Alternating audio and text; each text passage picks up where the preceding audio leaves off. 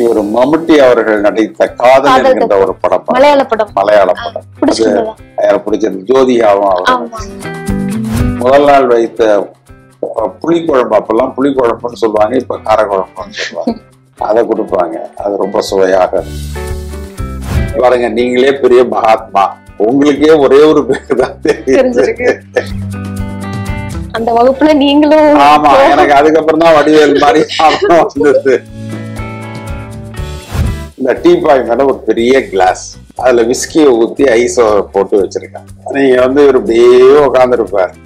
திடீர்னு ஒரு வார்த்தை சொல்லுவார், சொன்னோன்னா ஒரு எழுதிடுவார். விஜயகாந்த் எல்லாம் மூப்பனார் முன்னாடி அமரவே மாட்டார், நான் பார்த்திருக்கேன். சிவாஜி அவர்களே அவர்கிட்ட ரொம்ப நெருக்கமாக இருந்தார். முதல் வாசப்படியை தாண்டுவதற்கு 10 ஆண்டுகள் ஆயிற்று.